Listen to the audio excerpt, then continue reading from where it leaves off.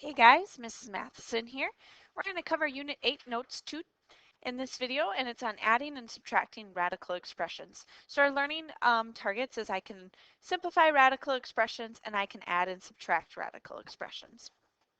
Okay, so let's think about back from our Notes 1 that we did about simplifying expressions. So we have 40 and we're going to break it down into two numbers. So let's do 4 and 10. Well, 4 we can break down into 2 and 2. We can't break those down any further, so those are our prime numbers.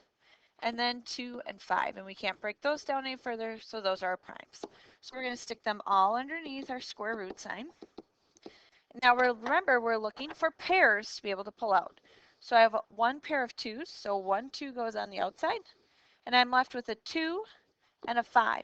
So 2 times 5 leaves me with a 10 underneath. So there's our simplified. All right, 24, let's break that down into 3 and 8. 3 doesn't go any further. 8's going to go into 2 and 4. 2 doesn't go further. 4 is 2 and 2. All right, so we're going to put 3 2's and a 3 underneath. And then x to the 5th. Remember, that's 5 x's written out.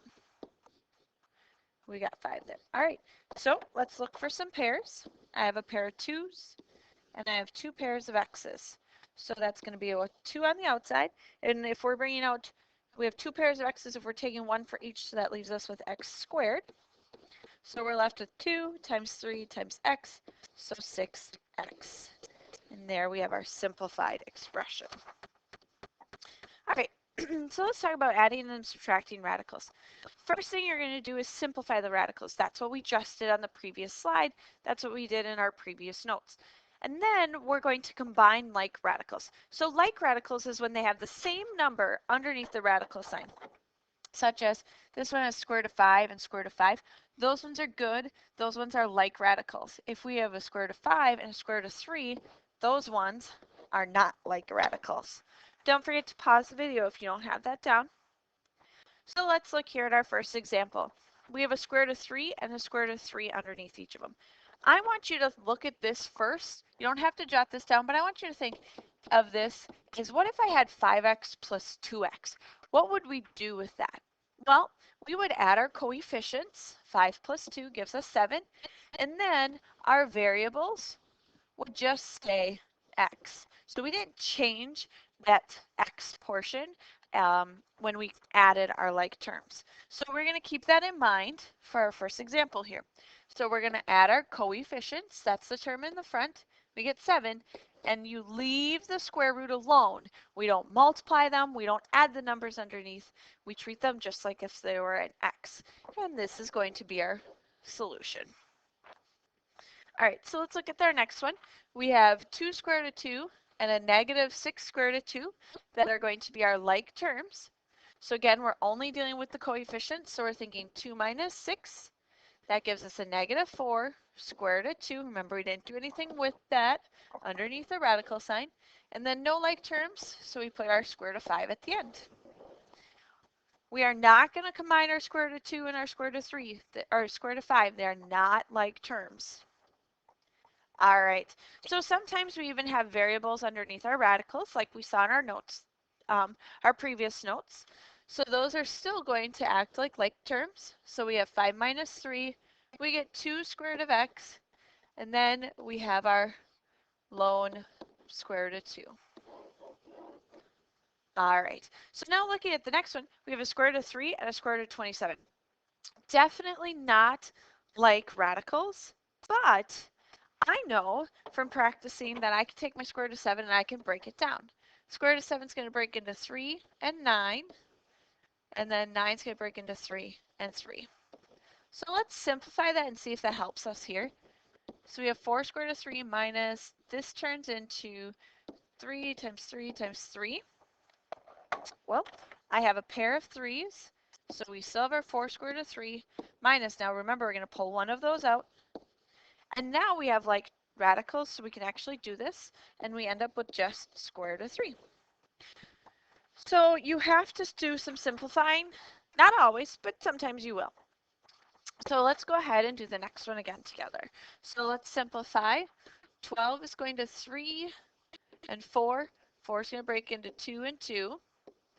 All right, I'm going to pause the video. You pause the video. Finish simplifying the 27 and the 48, and then come back and we'll see what we all get.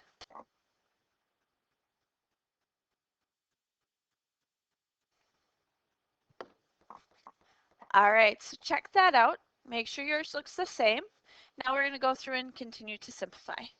I have a pair of 2s, so I'm going to pull one out. Now, remember, when there's something in the front of it, we are actually going to multiply. So this 2 came from there. All right, so we get 4 square root of 3.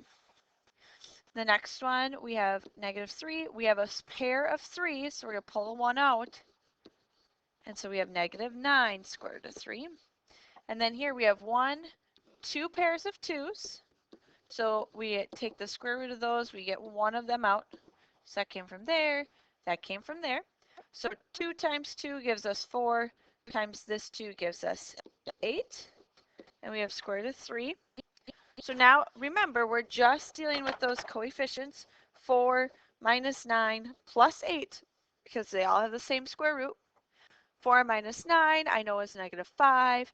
-5 plus 8 gives me a 3. And then I have my square root of 3. Go ahead, I want you to pause the video at this time and try problem 8 for yourself. Try 8 all on your own. And we'll pick up on this one when you guys are in class. Okay, number 9 says find the perimeter of the rectangle. Okay, I know that perimeter means all around the edge, so I have to add up all the sides. Only 2 of them are labeled, but their opposite sides are going to be congruent. Okay, so I have 3 plus 6 square root of 2 on this side. And then on my opposite sides, on my left, I have square root of 8. All right, my top one, 3 doesn't have a square root of 2, so I can't add those. I have square roots of 8. I know that I can take square root of 8 and break it down into 2 and 4. And 4 breaks down into 2 and 2. So I'm thinking square root of 1, 2, 3 2's. I see that I have a pair, so I'll pull one out. All right, so that means this side also is 2 square root of 2. Okay, so now I'm looking for anything like terms. So I have 2 square root of 2, and now the top is 3 plus 6 square root of 2. Whoops, square root of 2. Plus my right side, simplified, was 2 square root of 2, plus the bottom, 6 square root of 2. All right, so I'm looking for some like terms. Well, I see I have here has square root of 2, square root of 2, square root of 2, square root of 2. So I'm going to add those coefficients. 2 plus 6 plus 2 plus 6. So 6 plus 2 is 8, plus another 2 is 10, plus 6 is 16. Square root of 2. And then I have a 3 here and a 3 here. And because they don't have a square root with them, I'm actually going to put that 6 in the front. And I'm going to add a yard for my label.